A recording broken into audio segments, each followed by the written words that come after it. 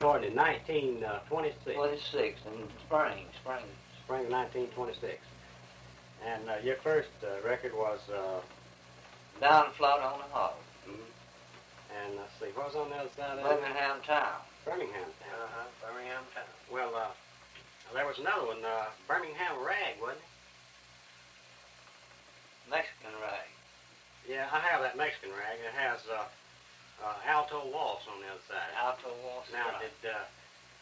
did y'all write your songs that you recorded? Yeah, we are working together. I composed most of the songs. Mr. Tartan composed, picked up some now and then.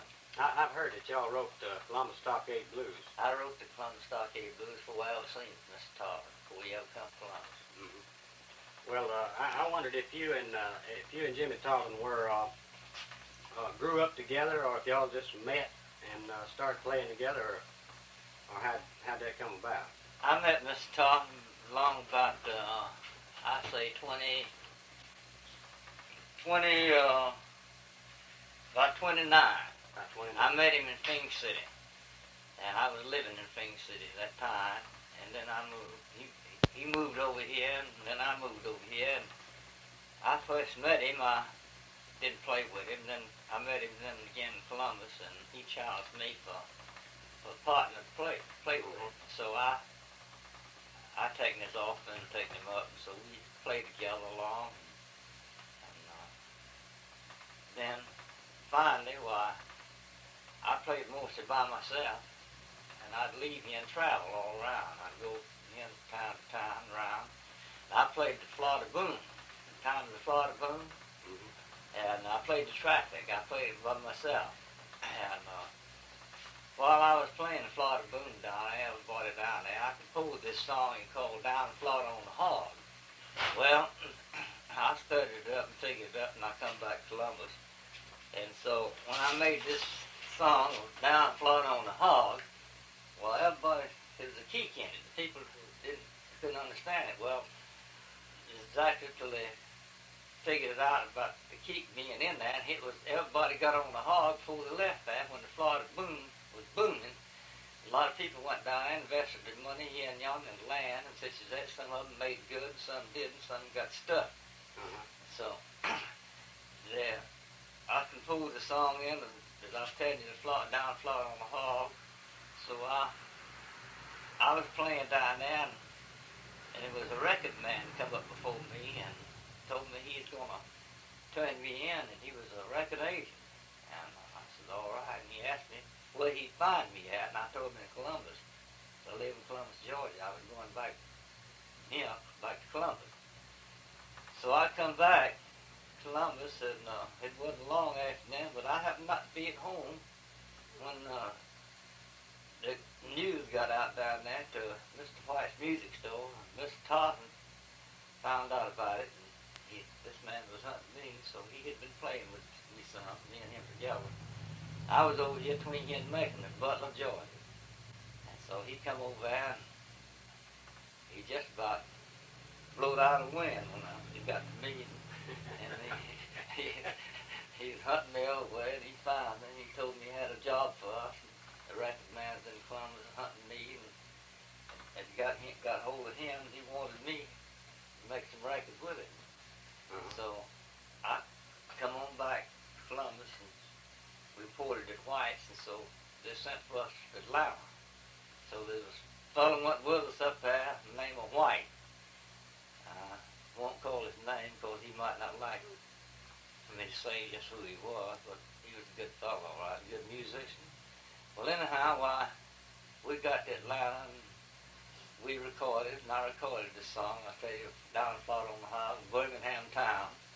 And so after I made it, they come around and told me, said, well, we take you, Mr. Darby, on record.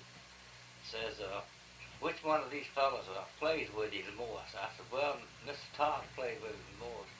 He says, we don't want no organ music. He says, he was playing a pipe organ. So we want string music. I said, well, he can play piano and such as that and all. And I said, whatever y'all want to do is all right with me. He said, well, we thought maybe we'd take Mr. Tom with you and y'all would wake up something together better than would separate. Mm-hmm. He said, we take you as an artist. And I said, well, that'll suit me all right. So I told him I'd be all right, and I was willing to work any way they wanted me to. Sure enough, while we worked on together for a pretty good time. But as the old time rolled on, why, we got better and better. It seemed like to the company, it was more interesting us to the company for. So then we went back then and made the record. The next record we made was Birmingham Jail and Columbus Stockade Blues. Well, I don't want to hurt nobody to tell the truth, but I could pull both songs. Birmingham Jail and Columbus Stockade Blues, both. I sung Columbus Stockade Blues in World War I. World War I. That's right. And I sung the Birmingham Jail in World War I. And there's some old buddies that's living yet knows that I did. Well, we went back to Atlanta and recorded the second time. They called us back. And I made the Birmingham Jail and Columbus Stockade Blues and a gammon song called Coon Can song. They didn't release that. I know of. That never was released. Coon Can. And then I made the song we call Pine Song. It's Lonesome Pine. Lonesome Pine.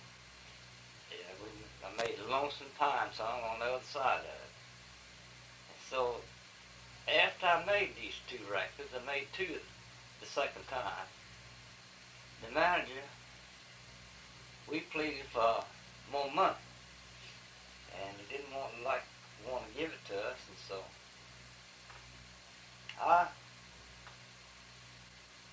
How much did they pay you when you recorded? $75 a record, but they raised it, say, on Was that for one song or for two masters, one on each side? both. $75 for both. That's all. Did y'all get $75 a That's piece or $75 $75 between you? You had to make two recordings at the same time, So- that was As I went to tell you then, manager said, well, I ain't gonna put this record out until you sign the contract. So I reckon I did do wrong by signing the contract, but fellow will make mistakes sometimes not knowing. and not knowing what I was doing, and I signed the contract. And Jimmy, he was trying to hold back on it, and Jimmy was right there. That's one time he was right. And he was holding back, I see, and going over to the victory and make that right. Well, anyhow, I signed the contract to give us he raised us. He gave us $150, I think it was. And then paid us a little more raise there on the records than what we'd given. Did y'all record all your records in Atlanta? Yeah, mostly Oh, all you of made your first recording here in Columbus, didn't No, made it in Atlanta. you? You did? Yeah, so You then, recorded- and then it went on like that way till our contract was out. And they had an option on us, but we spoiled that option out. They didn't like that. We spoiled the option out. So we went back, so we asked for more money again. And they give us a raise in of $200 a record, $100 a piece. Aside. No royalty. And they didn't pay us no royalty. And so we just made on the contract. And so when the contract is out, we was out, and they had no more to do with us. What we had a right to record this music anywhere we wanted to. We didn't sell the music out to them. We just sold our time out on the contract, see. So our time was out, we had no more to do with it. But on the other hand, I made some records in for Cal in Charlotte, North Carolina. Made 6 selections by myself with a banjo player. But I sung the song myself, and Did they issue these songs? only two of them come out. That's Fort Benning Blues and Frisco Line. That's the only two that come out. Two pieces, and the other four is sung. Who is the banjo player? Jess Pitts. He lives in Butler, Georgia, and Pierre said he's one of the best banjo players that had ever come before him. But he didn't sign the contract with me, and I was willing to work on with him. I liked the boy. He was a good boy. But anyhow, I signed the contract, so them pieces was sung, and they've been used in other wise. And now I have 30 copyrights in Washington. It's never been sold. It's been taken from the. It's been used by other Been taken people. out from there somewhere. Been gypped out of there. I don't know who, and they got them playing all this music and making stories out of it. I've heard other people talk about they wrote a certain song and they would sing it for somebody that could had a good memory, and they would learn the song and they would go record it, and they beat him out of his rights on the song, such as this drunken driver, you know. I wrote a dozen letters more from Washington about my music. I got nice replies, but they're back in answers that I needed to turn it to handle my business. And I tried to get one. I went to 5 or 6, and every one I went to was stopped and quit. They'd wait a little bit and then quit. I said, I didn't know what they quit about and what it was about. Well, so it was just that way I couldn't get it handled. There ain't no way you can get nothing handled around Columbus. There's no copyright law here. There's one that Something else got in there. there's one that's lying, and one in Birmingham.